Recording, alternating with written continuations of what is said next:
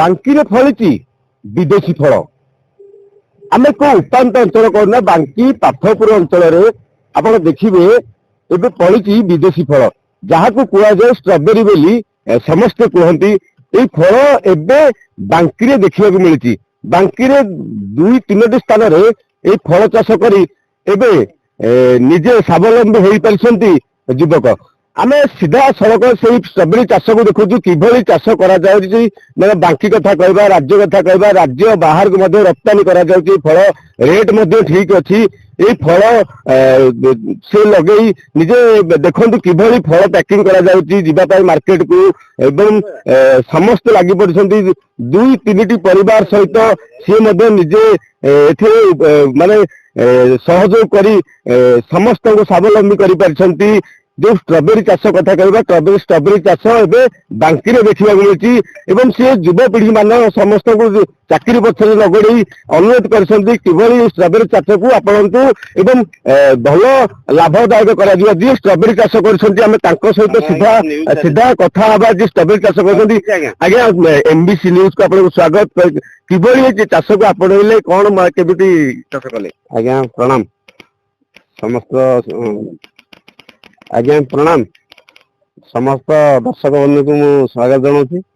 ଆମେ ପ୍ରଥମ କରି କଟକ ଜିଲ୍ଲାରେ ବାଙ୍କି ପାଥପୁର ଗ୍ରାମ ପଞ୍ଚାୟତରେ 2 ଜଣ ଚାଷୀ, ମୁଁ ସନ୍ତୋଷ କୁମାର ନାୟକ ଆଉ ମୋର ସାଥୀ ଶଶିଦାନ ଗୋଛାୟତ, ଆମେ 2 ଜଣ ସାଥୀ ହେଇକି ନୂଆ କରି ଏ ଷ୍ଟ୍ରବେରୀ ଚାଷ ଆରମ୍ଭ କରିଥିଲୁ।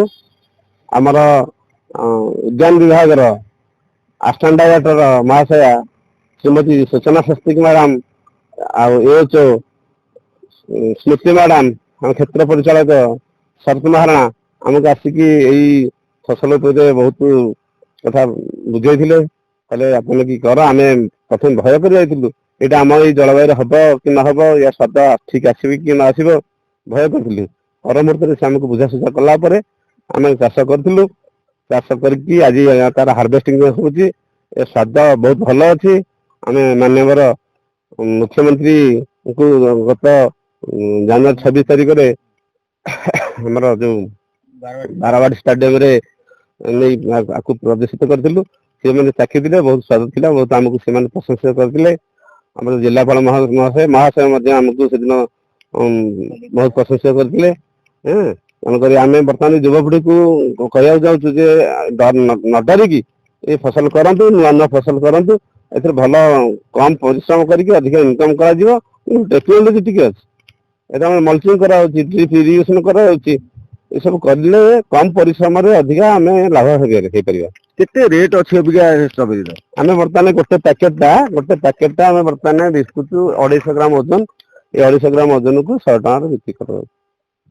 ମାର୍କେଟ କେତେ ଦିନକୁ ବାହାରୁଛି ଅନୁମାନ? ଏ 100 ପ୍ୟାକେଟ ପର ଡେ ଆମର ବାହାରୁଛି। ଯାହା ଶୁଣୁଥିଲେ, ଯିଏ ଷ୍ଟ୍ରବେରୀ ଲଗେଇଛନ୍ତି ମୁଖ୍ୟମନ୍ତ୍ରୀ ଠାରୁ ଜିଲ୍ଲାପାଳ ପର୍ଯ୍ୟନ୍ତ ମଧ୍ୟ ଷ୍ଟ୍ରବେରୀ ବାଙ୍କି ଷ୍ଟ୍ରବେରୀକୁ ପସନ୍ଦ କରୁଛନ୍ତି ବିଦେଶ ଫଳକୁ। ଆମ ସହିତ ଯିଏ ବି ତାଙ୍କୁ ସହଯୋଗ କରୁଛନ୍ତି ଆମ ସହିତ ସିଧାସଳଖ ଅଛନ୍ତି।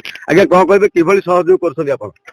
ନମସ୍କାର, ମୁଁ ଶ୍ରୀ ସଚିଦାନନ୍ଦ ଗୋଛାୟତ, ପାଥପୁର ପଞ୍ଚାୟତ, ବାଙ୍କି ଡମ୍ପଡ଼ା ବ୍ଲକ, ଜିଲ୍ଲା କଟକ, ଥାନା ବାଙ୍କି। ମୁଁ ଏ ଚାଷ କରିଛି। ଚାଷରେ ଆମକୁ ଗୋଟେ ଫାଷ୍ଟ ଟ୍ରାଏଲ ଦେଲେ, କହିଲେ ଦେଖ ତମେ ଏଇଟା କର।